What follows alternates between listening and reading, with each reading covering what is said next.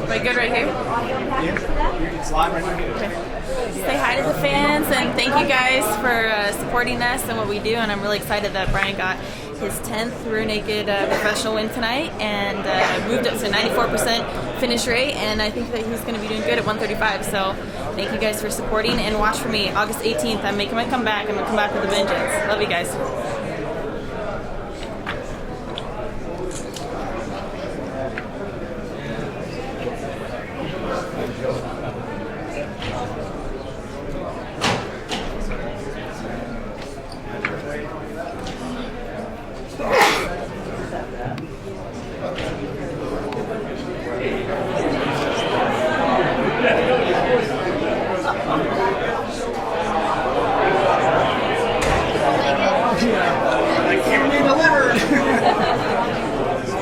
They were begging, like, get her over here.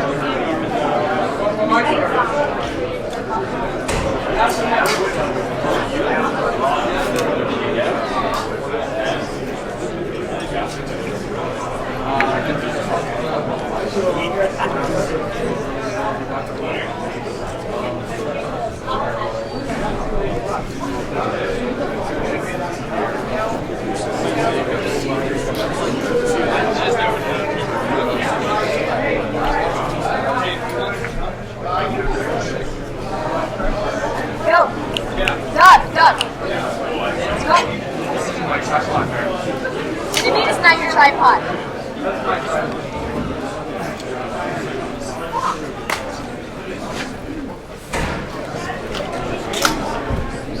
You can't be in the front though. The UFC camera, we're in the front row. So you gotta do that. Okay? All right, everybody. Hello. Thank you for waiting. The attendance tonight was 16,089 people. The gate was 4.1 million. We shattered the record here, which was set by the Rolling Stones. Bonuses tonight were $65,000. Sub of the night is Riddle. KO of the night is Jimmo. And fight of the night is, they wrote it wrong here, Caraway versus Gagnon. Yes! So all those guys won $65,000. They absolutely deserve it. Congratulations to the winners.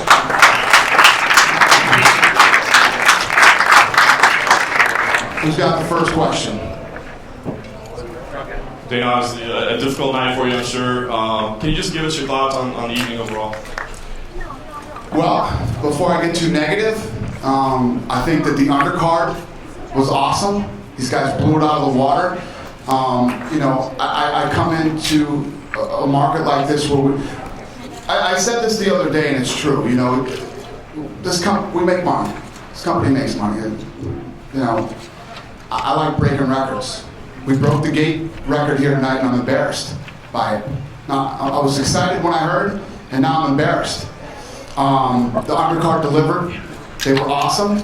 The main card did not.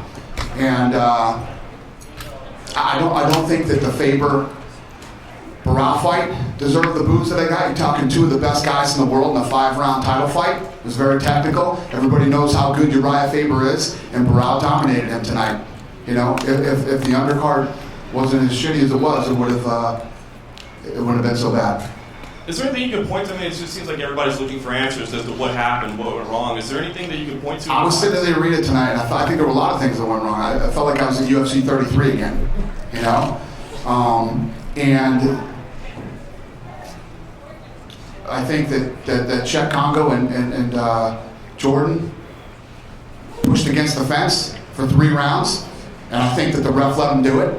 I mean, when you see these guys that are in this is the ultimate clinching championship. It's the fighting championship. And when you see 2 guys just clinching for 3 rounds, and then in the 3rd round they clinched for an entire 5 minutes. And this idiot standing around looking at him. As a referee, your job is to enforce the rules and make sure that these guys fight. And if they're not fighting, you break them up and you watch it, you make them fight. And we're talking about guys that are experienced. Experienced guys that have done enough fights by now. Yves Levine was horrendous. Horrendous tonight. The officiating in this sport doesn't change, and I'm not just talking this sport, I'm talking combat sports in general. These guys are going to kill it. Kill it. And not to take anything from Chet Congo and Jordan, who throw one punch and then clinch against the fence for 3 full rounds. So I think a lot of things. I guess last question. I know earlier in the week you teased that you have some big fights at 185 pounds. But the way things played out, is that have plans changed? What are the plans? Yeah, well, I think you look at a guy like Lombard, comes in on a 25-fight win streak, and the fight was horrible. But if you look at a guy like Bosch is this underdog who came out of nowhere, beat Yushin Okami, and then, people aren't going to be trying to reorder the fight to watch that one, but he won the fight again tonight. He beat a guy on a 25-fight win streak, and he beat one of the best 185-pounders in the world now for a long time. So, again, the positive out of the negative. Bosch won the fight? So do you have another fight lined up for him already? No. And I think he's got a broken foot right now anyway, which is, no, of course. Of course he does. All right? It would be weird if he didn't. Waiting for Barao. He's probably got 2 broken hands and it's the way it's been lately.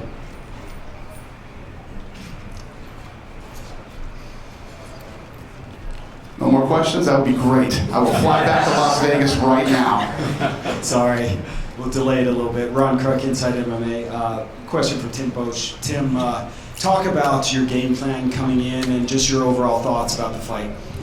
The game plan was to not stand in Hector's power range, and I wanted to use my kicks to keep him off me, and that's what I was doing. And then early in the second round, I blew up my foot, which made the rest of the fight a little bit more uncomfortable than I had anticipated.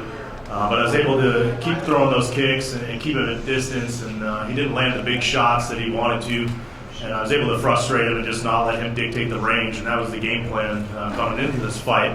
I wanted to get some more takedowns going and work the ground game, but Hector was like running into a brick wall, getting to his legs, so it proved more difficult than I had thought. As David said, you've now knocked off Okami and now Hector Lombard. Do you feel that you're next for a title shot? The vibe in the room says no. But I'm ready for whoever. I train hard enough, and if I keep beating enough people, I'll get that title shot, and I'll prove what I need to do. I know I can do it. As soon as this foot heals up and I can get back to training, I'm going to grind it out. I'll do whatever it takes to get there. And I wasn't coming in tonight to say, this guy's going to fight Anderson Silva. There's going to be some matchups in the 185-pound division that will decide who will fight him. And, after beating Okami and Lombard now, I mean, this guy has put himself in a very, very good position. Dan, can you talk a little bit more about Hector's performance? Was it a performance that you were sickened by, or did you think that it was just a few different things he could have done? What was your thoughts as you were watching the fight? Well, it wasn't the fight that I expected at all. I mean, it wasn't the fight that I expected, and I don't know if I was sickened by it. It just wasn't what I thought it was going to be. Whether it was Bosch or Lombard winning, I was expecting a real war. I thought this thing was going to be a war. As the card was going on, I said, oh God, thank God Bosch and Lombard are coming out right now, because this is going to save the show. And then when that one was over, I was like, oh my God. Sometimes you get guys passes as far as the UFC jitters. Did you think that maybe that there's no doubt was that's part of real. that? I said that before the fight. I mean, it's absolutely 100% real. It is. We've seen it. You've seen it. I've seen it. The fans have seen it many times. But I have this partnership with the fighters. This is a partnership. The UFC hasn't become as big as it is and as fun and as exciting worldwide as it is because I walk around and talk a lot, say this and say that. We go out and we put together the best fights that we can possibly put together. And every time we go into a city, no matter where in the world it is, these guys deliver. Once it's Saturday night and everything starts to roll, everything is out of my hands other than, doing the production and all the things that we do. It's these guys, then they step in and they take over and they deliver, and we have these conversations. I mean, we have these conversations and we're all on the same page. We know what we do and we know what it is. And tonight, and we always do. If you look, we're UFC 149. We can count on one hand how many shows have actually sucked. And tonight is one more finger on the hand. This might be nothing, but I saw Joe Rogan actually come and talk to you after the fight, and I haven't really seen him do that very often. Yeah. Is it just an opinion on the fight, or was it something that was supposed to happen after the fight and he wasn't sure what to do next? Or He was saying the same thing that me and everybody else was saying. Wow, what happened tonight? Not what we expected. Not what we expected. And I just had one more quick question about why didn't Tim Boesch get interviewed in the pay-per-view? That seemed like an obvious opportunity to interview the guy, and it just kind of Because much like UFC 33, the position we were in, we were running out of time. All these fights were going to decisions, and we were running out of time. So we have to, whenever you see us cutting interviews, it's because we're sweating, running past the pay-per-view window. Dan Morwinella with the score. Thank you very much. I know this is an aberration. This doesn't happen often. But when you say, you say it's not the ultimate clinching championship, it's the ultimate fighting championship. What do you think you have to do then, or tell the fight, like the fight, it's up to them. But when it doesn't happen, do you get a chance to go back and say to the next 2 fights or whatever, hey, this is a show, it's a business, we're here to entertain. Do you send messages to the rest of the card, or is it just up to them? Friday night after the weigh-in, leading up to the fight, the week of the fight, these guys have PR that they have to do. They have a lot of stuff that they have to do. Then they start cutting weight, and then they show up to the weigh-ins. When the weigh-ins are over, I walk into a room, they're all in there, and we talk. We have a conversation, and then I don't bother them again until the fight is over. There's no reason for me to run up to a fighter who's got a ton of pressure on him and tell him, hey, I need you. They already know what they need to do. They know what's going on. I don't ever mess with them after the weigh-ins. I don't ever. Okay. Thank you. Dana, just a quick question. You had 16,000 fans telling you their opinion tonight. I know I was watching you on Twitter as well. I don't know if 16,000 of them were actually saying that, but listen, I can tell you this: if you're booing during the Faber-Barao fight, you're not a fan of MMA. You came here to see some crazy, old UFC. That was a good fight. It was a technical, good fight between two of the best in the world. So if you were booing that fight, you came here to see lions in the cage or something. I don't know what guy versus the dragon or something. It's usual in Calgary for us to see lions in a cage, I guess. Yeah. My question to you is kind of the sentiment over Twitter. I was actually watching your Twitter feed, and you were getting a little bit of it too, but people are asking for refunds. One of the questions that's coming out is, does the reaction that you got tonight change your mind about possibly coming back to Calgary? No. This has been, do you know how many people, I've been in this city since Wednesday, interacted with tons of fans. You know how many people have asked me for the money back since I've been here? 0. Nobody's asked me for my money back. Nobody's asked, that's a bunch of internet bullshit. Not one person has walked up to me and said, I don't want to go to this thing, I want my money back. Nobody. Are you coming back? Yeah, we'll be back. Listen, we're going to have bad fights. I'm not happy that we had a bad fight tonight. It's not Calgary's problem. It's me and my boys. My final question, based on the card that we saw, entertaining for the most part, it wasn't the card that you promised Flame Central a couple months ago. You said you had big things lined out. And I did. I know it was out of your control. Injuries nobody can control. Just to reiterate on that too, when we announced the card, when I was standing here and did the first press conference here, we announced Jose Aldo. That's what we announced. And then that was when tickets went on sale. Tickets went on sale the next day. It wasn't even a card built. And then we built a card that people were happy about. And every guy got injured. I mean, it is what it is. So what did we do? We built another card, a great card with talented guys. That just, and I can't say they didn't deliver, because half the card did. The prelim guys, you gotta, that when this thing started taking off, it's like, damn, this card is great. These fights have been phenomenal. One more, I apologize. The Nick Ring, Court McGee fight, how did you see it? What's that? How did you see the score on the Nick Ring, Court McGee fight? I had Court McGee winning that fight. I'm not a judge though. Close? Huh? Close or no. Unanimous? The last round would have been a 10-8. Thank you. Yep. You guys had two of the more memorable finishes on the card. Do you guys just want to both talk about the endings of your fights? Yeah, and just before he starts talking too, I want to say, SportsCenter. from the U.S. called and wanted his knockout before the fight. So, I mean, this card was, I mean, it was going in the right direction. So, I'm sorry. Go ahead. I knew if I went hard and heavy at him, I was going to come on top, and I didn't expect it to happen that fast, obviously. But I just closed my eyes, I punched, and I guess I got lucky. Is that good enough? Yeah, me, I just go out there to throw bombs and put on a show and do what I do best. And I just saw, an arm triangle from standing position. I just threw him on his head, choked him out, and that's, I'm not here to win by points. I'm not here to, grind. I'm here to finish people. I'm here to choke you. I'm here to knock you out, and I'm here to finish. And honestly, that's how everybody should fight, and the card would have been very exciting. Dana, to your right, you touched on Barrow's performance. Faber, still one of the best in the world, and Barrow, he dominated that fight. Give me your thoughts on him. Yeah, I thought he looked great. Like I said, if you're booing that fight, you're not a fan of mixed martial arts. I mean, guys just aren't going to run in and just start, swinging crazy and trying to knock each other out. These are two of the best in the world, and I thought I liked that fight. It was a tactical, good fight. What did you think, Barrow in particular? Barrow looked like a beast, man. Barrow dominated, one of the best guys, ever in that weight division of mixed martial arts. Ryan? What was going through your head after you landed that punch?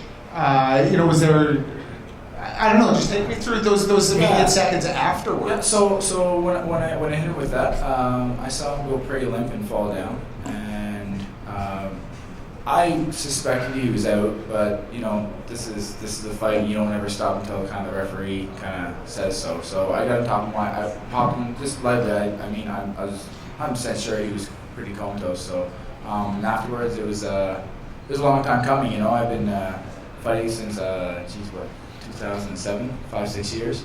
So I went from being one of the most boring fighters in the world. I think the last eight of my fights have been decision to getting the fastest knockout. So I don't know. It's all right, I guess. Dana, is there any official ruling as to where he stands in the? Yeah, we got to check that out. We got to watch. One of the problems is that it probably would have been the fastest knockout in UFC history, but the ref was far away from the action, and it took him so long to get there that it's actually stopped when the ref touches and stops the fight. So if the ref was in position, and I'm not smashing him for that. I mean, he just wasn't there to get there fast enough. But if the ref was in position, he probably got the fastest knockout. And not to harp on the whole middleweight thing, but when now it sounds like you're not ready to announce things. When do you think you will be ready? In the next couple of days. Yeah, in the next couple of days we'll get it figured out and who's going to fight who next and what's going to happen. Thank you. Thanks. Over here, Ryan, Dave Stanford from MMA Canada. You faced a lot of criticism in the past over your fighting style. How far do you think your performance tonight went to silencing those critics? Well, I am going to read the internet and read the underground forums, and I'm sure people will still hate, but that's perfectly all right. I got a nice cushy check to keep me happy. And for Bryant, a question during your fight. It looked like you were in danger at some point. How close were you to being finished? And can you also tell us what it means to you to get this fight of the night tonight? Man, it means everything to get the fight of the night. That's huge. I'm just so thankful that I won that. And as far as being close to finish, I didn't feel close at all. Fortunately for me, I have a great chin. If you watch The Ultimate Fighter, you see with the Diego fight, I can take some good punches. I didn't really feel in danger at all. The game plan was to kind of let him, weather the storm, let him come out strong, and wear him down and get the finish. And I kind of felt a little lackadaisical. I kind of waited around a little bit too much, but I finished people. That was my 10th or 11th RNC professional win. So that's what I do. I finish people, and I'm excited to get the finish.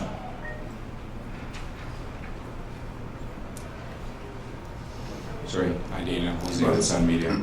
I guess there are a lot of frustrated fans, obviously, as you've mentioned. What do you tell a fan that's paid $700 for a pretty good seat to watch that fight? Yeah, I mean, it is what it is. If you go to a baseball game and the game sucks, pissed at the Yankees? That's the question. And I guess the other one is, do you feel? I mean, I'm bummed out about it. I don't know what else to say. I mean, I'm pretty honest about. I'm not out here going, that was the greatest show you've ever seen. It wasn't. But when you buy tickets, the thing is that when we come into a market like this, we break the record and we do the kind of gate that we did because people believe in us. People believe in the UFC, and that when we come to town, we're going to bring you the best fights possible, and then our guys go out and they deliver. Like I said, this is a partnership between us and the fighters, and we do our part, and they always do theirs. Unfortunately, this thing, I was so excited to stick this one up everybody's ass that said this card sucked, and we didn't, so. Fair enough. Do you feel then, I guess, an obligation the next time? Maybe not obligation. I always feel an obligation. I always feel an obligation. When you come back to Calgary. This is my job. This is what I do. Yeah. I roll into 5, 6, 7 cities and don't perform. Let me tell you what, we're the fastest growing sport in the world. Believe me, we'll start going the other way real quick. When you don't deliver, that's what happens. Go out and buy a shitty car and the thing keeps breaking down. You don't sell too many more cars, people. But I guess you can tell Calgary fans, I guess, today that next time you come by here, you did get dogged on the card. Not that the card wasn't all that bad. You're right, there wasn't a performance at the end. But that there will be big names, and it will stick with big names, and you'll be able to bring in something bigger here. I guess, do you feel a debt to them because of what happened here tonight? Yeah, well, we brought big names, and everybody got injured. It's not like we didn't. And Uriah Faber's been in the sport for a long time. He's one of the best ever. Barao has been on a tear. And, we brought a good card for a card that would have been canceled. We brought a great card. And it just didn't happen tonight. Like I told you, if you're booing the Faber-Barao fight, you're not a fan of mixed martial arts. You don't get it. You're here to see some crazy shit or something. I don't know. But my answer to your question is I always feel an obligation. Believe me, nobody takes this stuff harder than I do. You don't know how bad I didn't want to get out of my chair and walk through the crowd tonight. This isn't what we do, ever.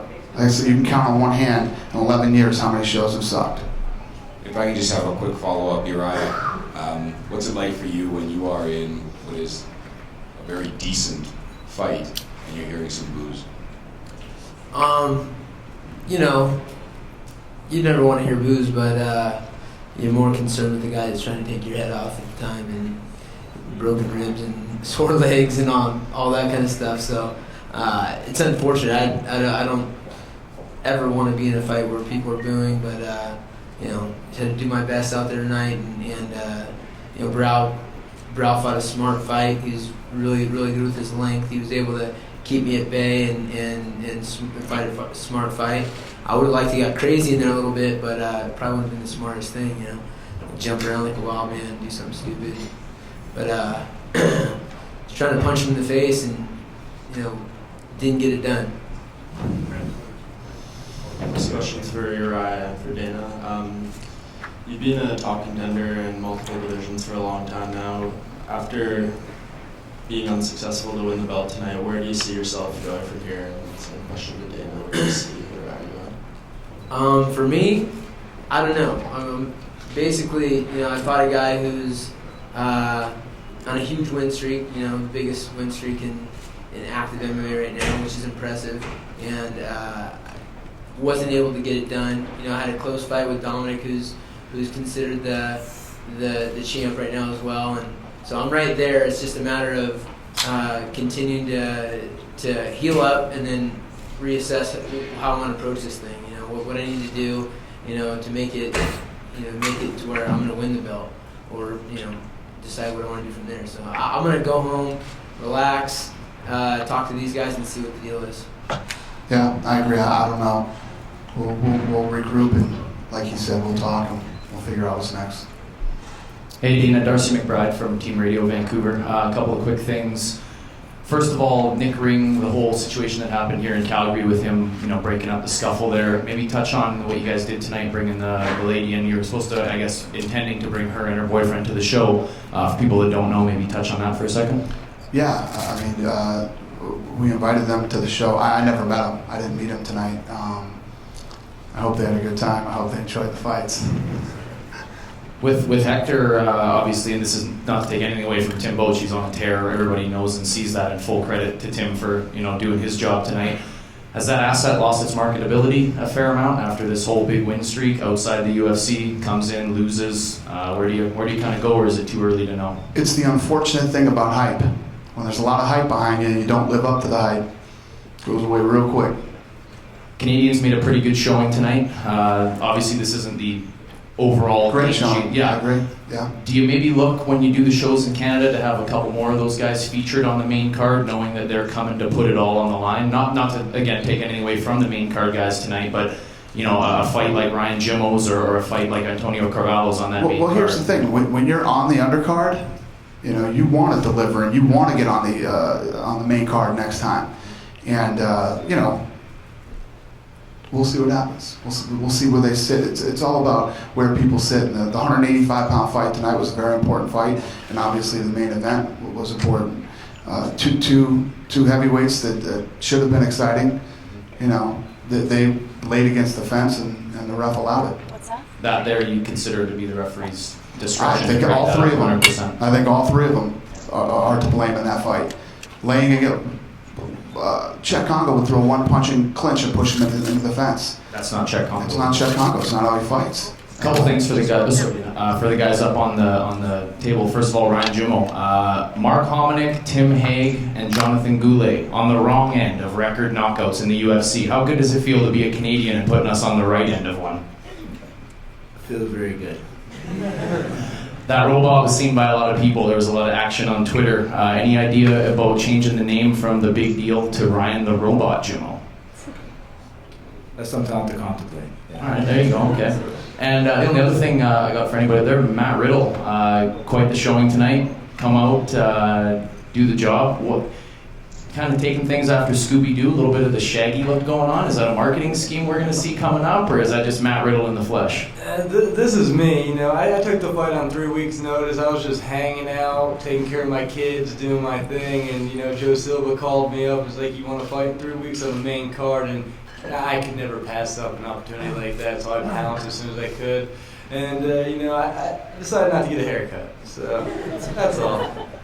Before I give it up to Dana, one more thing, kind of a joking sense. A couple of altercations in the crowd during the last fight got the crowd kind of into it. Any interest in signing either of the combatants? That's another thing, is that one of the things that I'm proud of too is that every time we go into an arena somewhere, the crowd is always great. But when you get into it, the crowd was dying for something to happen during the main card. I felt it. I tell you, I felt like it was UFC 33 over again. The crowd was just dying for anything to happen. And when it didn't, unfortunately, when you've been sitting around drinking beers for 6-7 hours, this is what happens. And it's not, I don't think it's funny, and I'm sorry that happened. Okay, I think it's me, Dana. There's a lot of talk lately. There's too many UFC events. That's why guys are getting hurt, and it's hard to keep making revenue and putting on great shows. There's just too many events. So I'm just curious if tonight gave you any pause or made you think a little bit about that topic at all, or just how you feel about it. I think everybody thinks they're a genius and have all the answers. We built this thing for 11 years. The day the internet starts telling me what's wrong and what's this and that, I might as well wrap it up. After the fight, Matt Riddle said he wouldn't mind a fight with Dan Hardy. What do you think of that? Interesting, yeah. We'll see what happens. Okay. And just in general question for Henan. Como sente sobre sua vitória e seu oponente, Uriah Faber? How do you feel about your victory and your opponent, Uriah? Como se sente a vitória e do seu oponente, Uriah? Estou muito feliz, né? Que isso foi sonho que, graças a Deus, consegui realizar hoje. Faber é grande atleta, grande pessoa aí. E acho que foi isso. Quero agradecer a ele por ter pedido essa luta também, que eu pudesse enfrentá-lo. E é isso. Estou muito feliz. I'm very happy. Faber is a great athlete, is a great human being. Now I also thank him for inviting me, for speaking out my name to fight against him.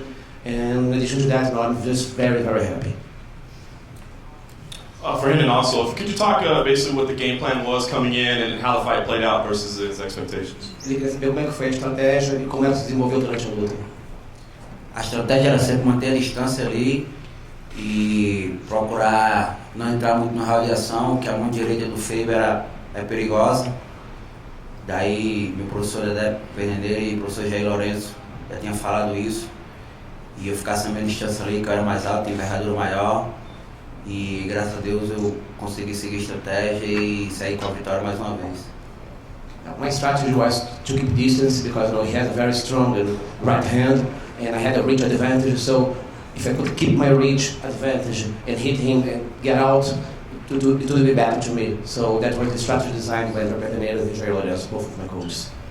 And also, obviously, this is a huge moment for him, but there were some boos at the end, and the crowd was a little bit unhappy. I'm curious if that bothered him all, if that affects him, how big a deal to have the boos come in during that moment. Ele sabe que esse é um grande momento para você, mas o duelo vai no final. O que você achou das vaias? Como é que você se sentiu? Como é que você está se sentindo? Eu fiquei meio assim, né? Mas da próxima vez eu vou tentar dar mais de mim, tentar soltar mais o jogo. E é isso. Eu lutei para ser campeão. Foi isso que aconteceu. Yes, I was a bit surprised, so that's a good message. Because next time I try to play a different game, but no, I was trying to be the champ, so I had to be careful as well. But no, it was a lesson. Next time, I try to play a different game to see if I can please the crowd a bit more. And one final one for him. How soon would he like to fight again? We know that Dominic Cruz is healing up, but how soon does he think he can fight again? Ele sabe que o Dominic Cruz está se recuperando ainda e quando você pensa em lutar de novo? Eu estou aí à disposição, sou atleta do UFC e quando tiver que lutar, eu vou lutar. I've been playing of the UFC. No, I fight whenever I'm asked to. And just one quick one for Uriah, if I could. You talked about kind of reevaluating and seeing what's next. You've obviously reinvented yourself by moving in different divisions. Is 125 something you would even consider, or is that possible for you? No way. I put on 18 pounds last night, and I would probably not be here if I was doing 25s. No, 35s is where I'll be. Uriah, over to your right. Was Hendon better than you thought he was coming into it? I don't think so. I know that he was very tough. You know, I have kind of a difficult time with guys that are really good at defending takedowns and really good with leg kicks. You know, I knew that coming in. I was doing a pretty good job avoiding leg kicks. I took probably 3 to 4 solid ones, and they did damage themselves. But I just wasn't able to get off with my offense like I wanted to. I feel like I would have liked to seen some scrambles on the ground. I would have liked to landed some more combos. We did a really good job of keeping the distance, and I also was a little shooken up. He got me with a knee, I think in the first round or maybe the beginning of the second, and I think I have a broken rib. So I just wasn't as squirrely out there, I guess is a good term for it. You came in, you were looking a little hobbly. Yeah. That's just which knee or what's going on there? Like I said, I think my rib. It's like when you take a deep breath, it doesn't feel good, and then I ate like 3 or 4 solid leg kicks, so it'll be fine in a couple days. This is what I do for a living. It's not like anything that new, really. Unfortunately. Tough sport. Just a quick one for Tim. Did the way Hector fought, did that surprise you? No, he came out trying to kill me. That's exactly what I expected. If I stood in front of him and let him hit me, I would have been being woken up by the doctor. So I knew I didn't want to allow him to do that. And my kicks, that was the whole game plan, is if I didn't keep him at bay with those kicks, he would have jumped in my face and taken my head off. So no surprise from Hector, and that was the game plan all along, just not allow him to get into his rhythm. Joe? Dana, take nothing away from Ryan Juno's exceptional knockout. 2 other guys on the prelims, Antonio Carvalho and Francisco Rivera, had phenomenal precision with their strike. Can you give us your thoughts on their performances? Yeah, I agree. All the Canadians look great tonight. Gagnon, too. In his fight with Caraway, it was a great fight. Great fight. As fight of the night. Question for Henan. Henan, could you, if you are matched up with Dominic Cruz next, talk about Cruz and how you feel you match up with him? Se você lutar com o Dominic Cruz na próxima luta, qual seria a sua estratégia? Fala pouco do Dominic Cruz, o que você acha dele? Dominic Cruz é grande campeão, né? Eu sei que é excelente atleta, mas eu ia treinar ao máximo para dar o meu melhor e poder mais uma vez sair com a vitória. A estratégia, acho que os professores que iam montar aí para me fazer de tudo para sair com a vitória. As I said before, Dominic Cruz is a great champ, he's a great athlete, but no, my strategy is going to be up to my coach to decide. And what I can say that I'm going to train as hard as I can, once again, just like I did for this fight, to have another win. Question for Henan over here. It seems like it may take a little while for Dominic to come back since he had the surgery in June. And if you look at the consensus rankings, Michael McDonald is up there. Do you think that he would make sense for your first title defense if Dominic isn't ready to come back? Provavelmente o Dominic vai demorar tempo ainda e talvez um oponente para você seria o Mike McDonald. O que você acha disso? Eu luto porque você quiser, eu sou atleta da UFC e esse é o meu trabalho, eu estou aí para lutar, não escolho adversário, o objetivo é lutar com os melhores e eu acho que é isso. It's not up to me to decide who I fight with, and it's up to the UFC. I fight anyone, I mean, an employee of the UFC, and I'm going to be ready to anyone. And then just one for Brian over here. Brian, to your left. Obviously, you've had your ups and downs in your career. You know, you had a solid showing on the show. Now, since you dropped down to 135 and you look so good in your debut here, do you feel as though things are finally starting to come together for you in your career? Yeah, you know, this is the best mentally I've ever been. Just really focused on that, just focused on being positive and having fun and not putting so much pressure on myself. You know, I have a lot of performance anxiety. You know, I hold myself high in my head and sometimes I let that overcome me.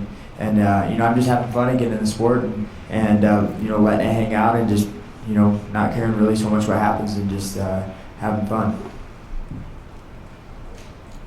All right, question for Tim. By the way, congratulations, bro. Thank you very much. Were you surprised that Hector didn't? Because, you know, you look at some of his other previous fights in another promotion, he likes to come forward, he likes to bull rush guys, and were you surprised that he was kind of playing it a little bit tentative? He was coming forward the whole fight, but like I said before, our game plan was to utilize those leg kicks to not allow him to explode into his that range where he's very powerful. And I only found myself there a couple times during the fight, and I knew I was in a lot of danger when I was in there. But overall, I'm not that surprised. I thought I did a fairly good job of controlling the distance. And like, he was moving forward quite a bit, and that's why I was concerned, and that's probably why the one judge saw it his way. Yeah. Just one more question for Ryan. Back over, I noticed that you got a nice little smile by seeing yourself as a highlight of the night on the Sports Center there. How cool was that? Just now, I saw you peeking. I didn't do that. What? It was pretty awesome. So I've been a long time. I'm hoping you got that one PVR'd. Oh, of course. I'm gonna watch it on YouTube a lot. Yeah. But not when anyone's around.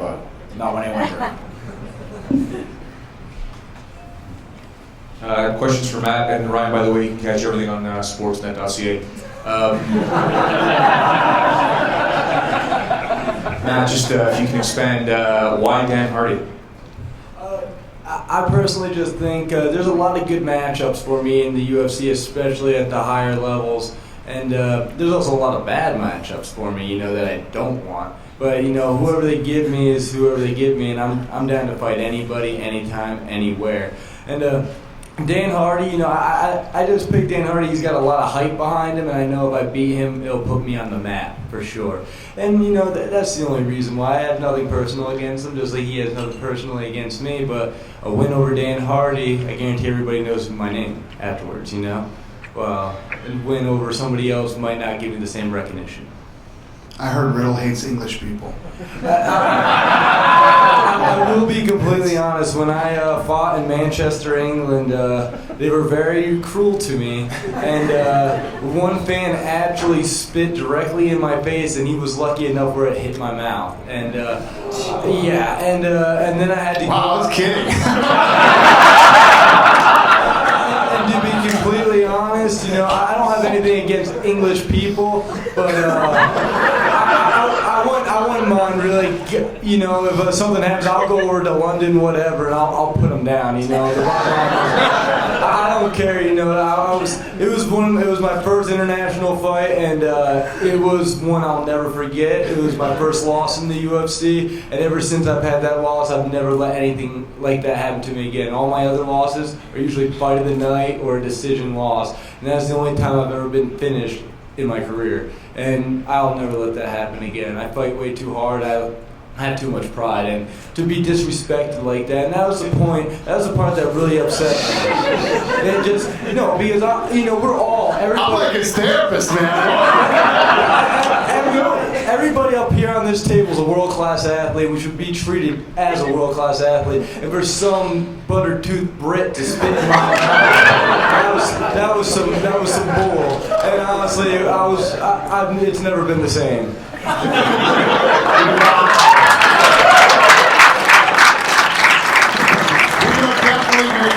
Hardy fight.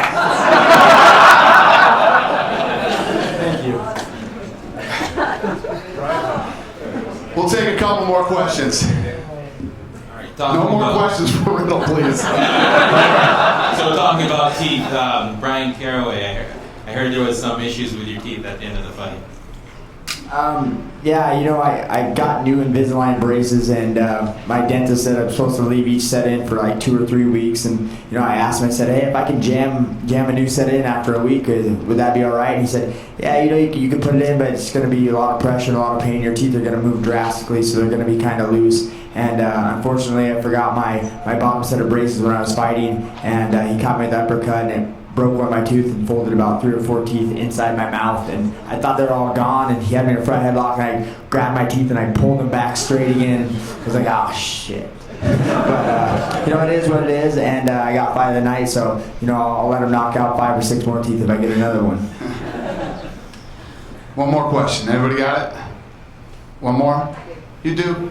What do you got? Here we go. Okay, so what do you do now? You head back to Las Vegas, and what are the first few things you're gonna do when you get back after tonight here in Calgary? I go back tonight, and Monday we have a huge executive meeting, hammer out a few things that need to be done, and then we're back out on the road again. So how quickly does it take for example, this experience, everything that you probably learned tonight, and just, the reaction from the fans, and just everything. I mean, even from my perspective, I've been to a few UFCs, I've never seen fans react that way, and it was a bit disheartening. Yeah, it was crazy, but you know what, I've been doing this for 11 years. It'd be one thing if the fans were going crazy and I disagreed with them, like I did with the Faber-Barra fight, right? But, the fans were justified in some of their booing tonight. I don't disagree. This has been a weird card all the way around. This whole fight has been crazy, but the guys know what they need to do. They know they need to deliver.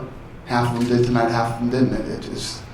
It happens sometimes, Every once in a while it's going to happen. This is the unicorn for the UFC. It happens every once in a while, so what are we going to do? I don't know where I pulled that out. White outfit and then a unicorn. But you know what? I'll say this again. I've said it before. I love Canada. We always get treated so well here. Every city in this country is beautiful, and you guys are all very, very cool and good to us. All the media here treats us fantastic, and we really appreciate it. And I love coming up here, and I love bringing you great cards, and I love blowing the doors off places. We kind of did it this time, but not really. We'll be back, and we'll make it up to you, I promise. Thank you.